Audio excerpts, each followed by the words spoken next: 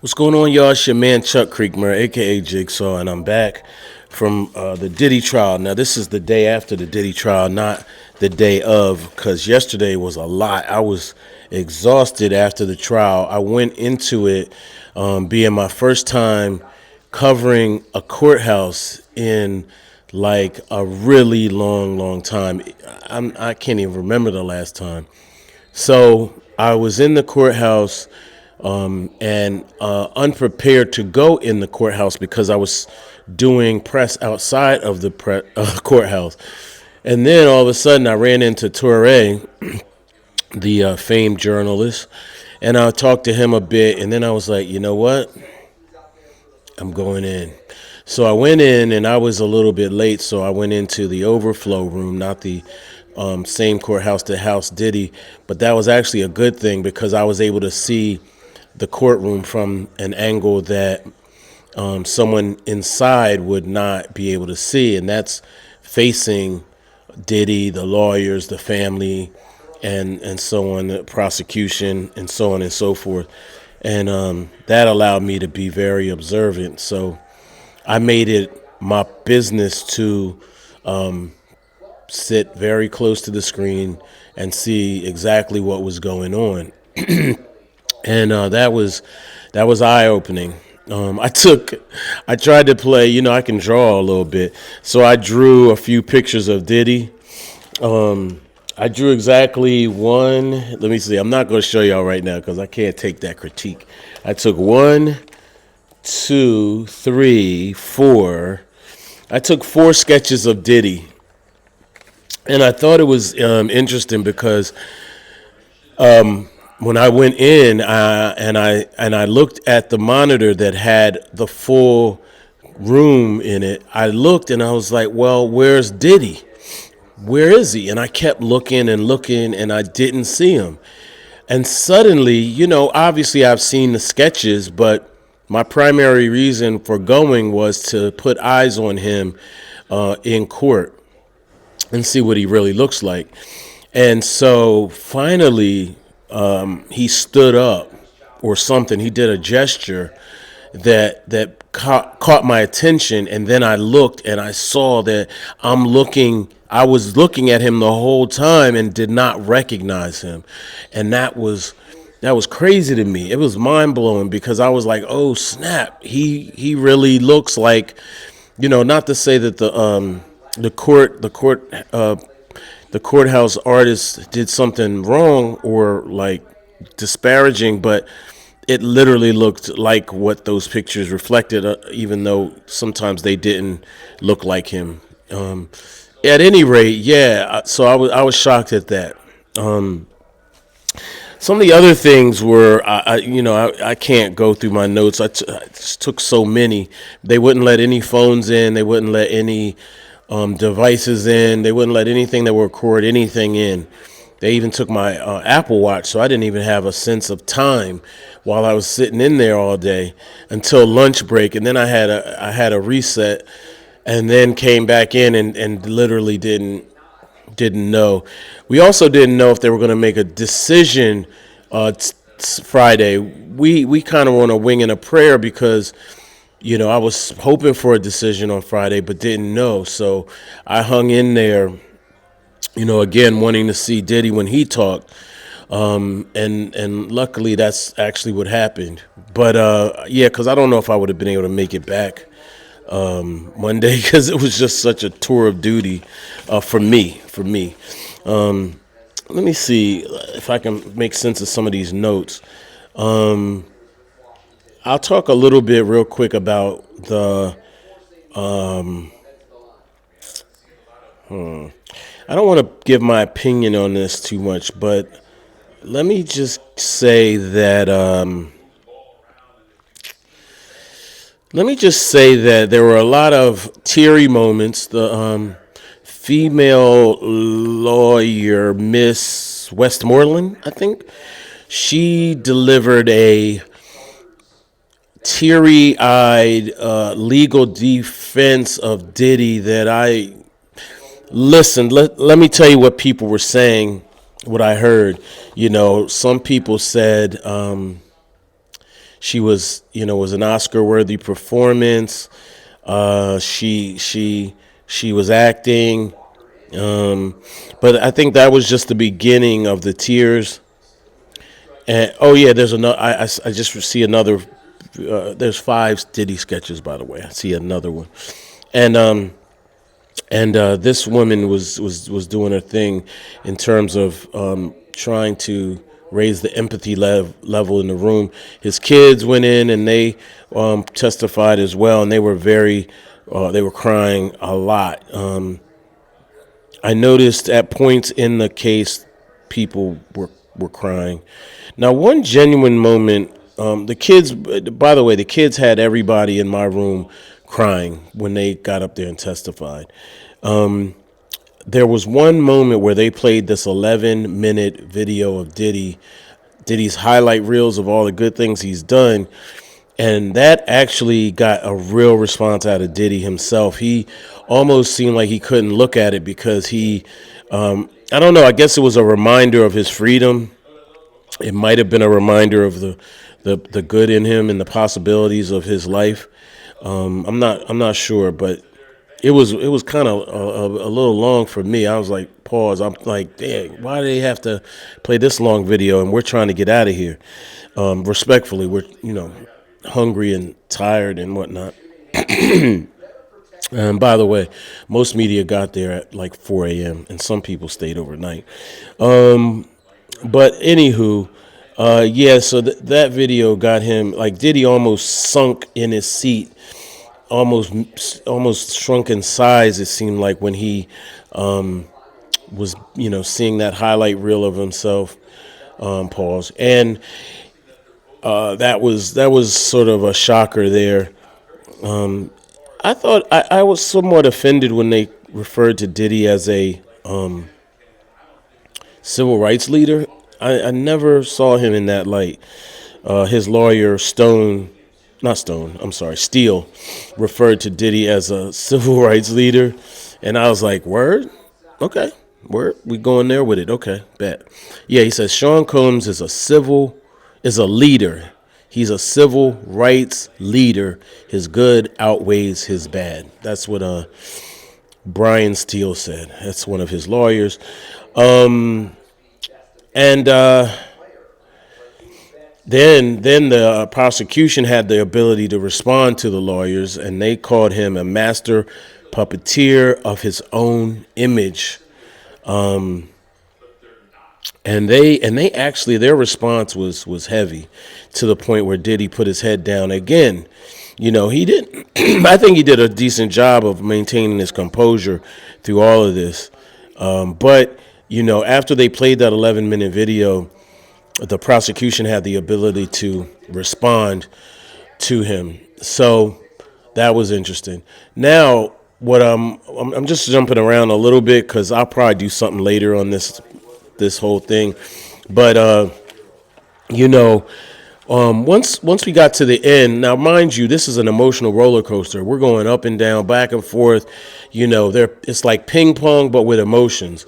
And it seemed like when the judge started out the case, his perspective was very stoic, emotionless, by the book.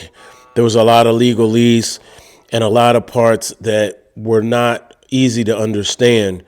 Once you get into the first prosecution's statement for the sentencing, it was very legalese as well, very seemed like by the book.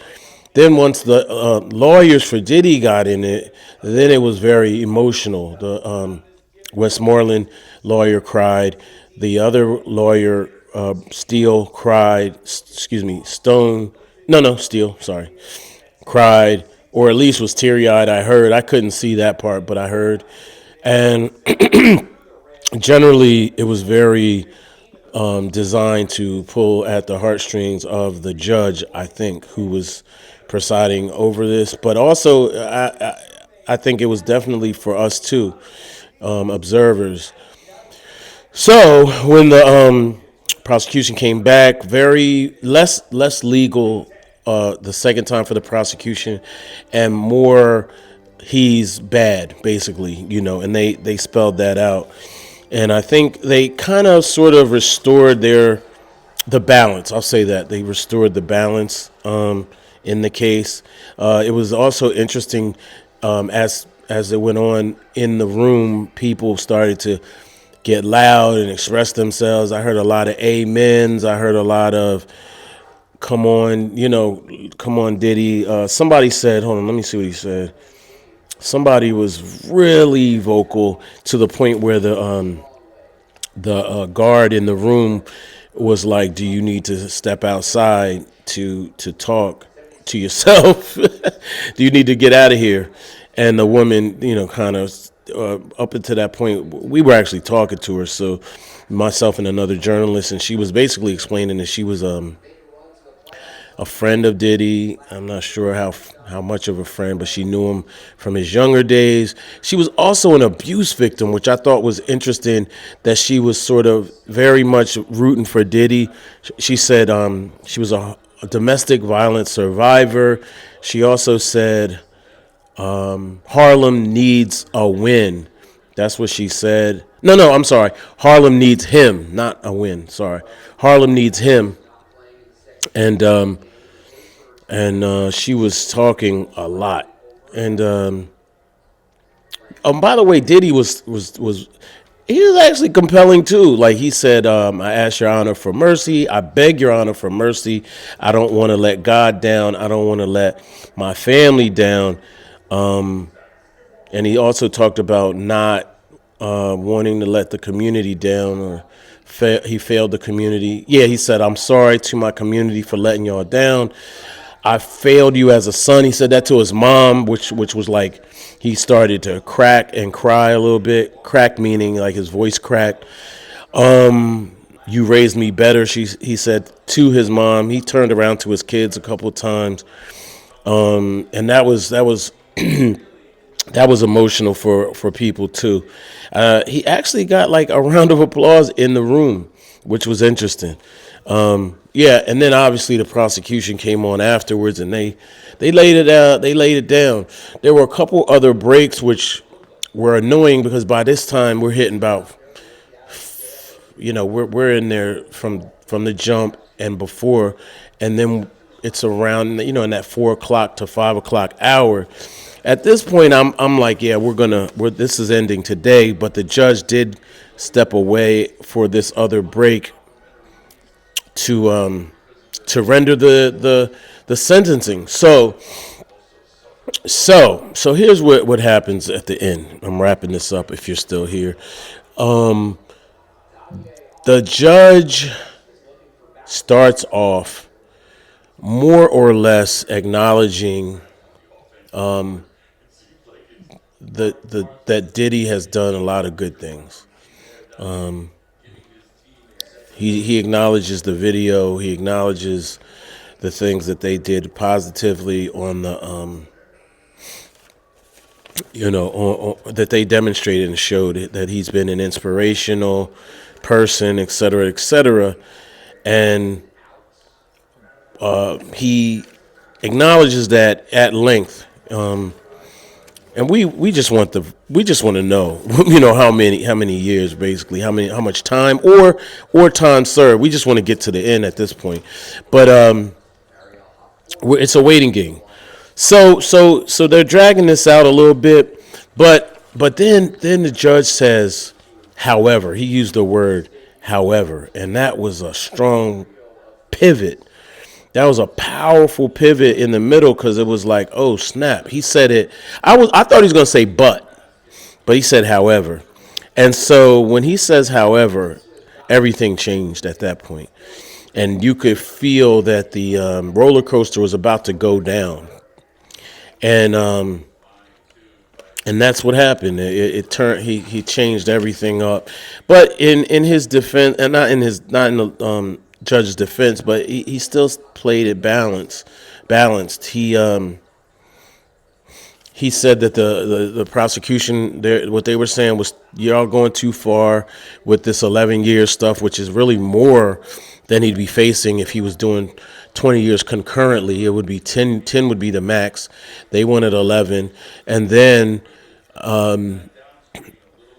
And then the defense is talking about time served, and he's like, time served doesn't doesn't make sense either, based on the crimes that have been committed here.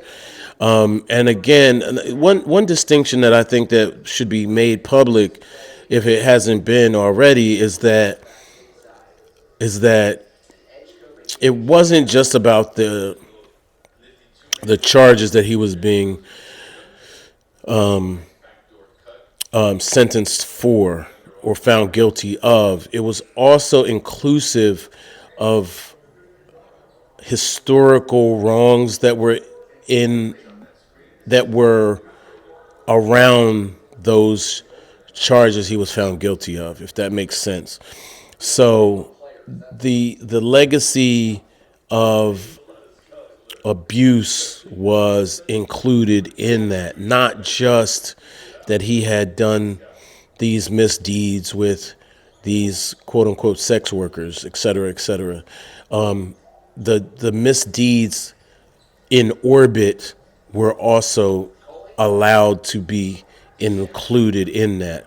And I think there's a legal precedent being set, but it hasn't officially been adopted legally for it not to be included, if that makes any sense to you. So you would have to look on at the details on that, but there was a lot of debate amongst the people in the room about that.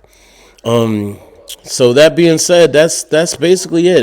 It was a zoo outside, but it wasn't as crazy as I thought it was. There were a lot of people supporting Diddy. There were a lot of people supporting other causes too that are in the realm. A lot of people, some were quietly supporting Cassie, although they didn't say a lot, because the Diddy supporters to me were a little wilder. One guy got arrested. Another lady got arrested. The guy that got arrested, by the way, said he kept saying he was Tupac's son, and like, did he kill his dad or something? It was wild. But and then somebody tried to get mad at me because one of the quote unquote victims, they called him a victim. The Punisher was there, and I talked to him. I actually talked to him outside the courtroom, and he was very expressive, and seemed to me like he leaned in on Diddy's side. But again, he was, from a legal perspective, he wasn't a legal expert, so he was simply talking about it from his point of view, which was that the quote unquote, not the quote unquote victims, the victims, Cassie and the other, Jane and such, were also helping, so to speak, quote unquote, helping arrange these meetings and these hotel stays, whatever they called them. And anyway, he was out there selling the book and doing a lot of press outside, and inside it was a little calmer. And when I was getting his information, somebody, I guess I cut in front of somebody, and they got mad. And they were like, "Yo, man, you cut in front of me, you know." And he was like, "I was like, hey, bro, I'm sorry, man. Yeah, I'm sorry. All right, we good?" And he's like, "Yeah, we're good. All right." And then I stepped off. But anyway, that being said, shout out to my homegirl Veronica. I talked to her yesterday, and she made sure I was there. She was like, "You got to be there. You got to be there." And I was like, "All right, I'll be there." And I'm glad I did go. It was exhausting, and I really I didn't eat all day. I didn't prepare to be there all day. I prepared to go there, do press, and leave, and get home, in time for the verdict, or the verdict would be rendered earlier. And that's my 20-minute condensed version of what happened yesterday. There was a lot more that happened, but that's my condensed version. Also want to send a shout out to Lauren LaRosa. She was out there. Shout out to my man Eric Kelly. He's a boxer who I bumped into on the way home. And that's it. All right. If you're watching this long, shout out to you. Thanks for watching. All right. Peace.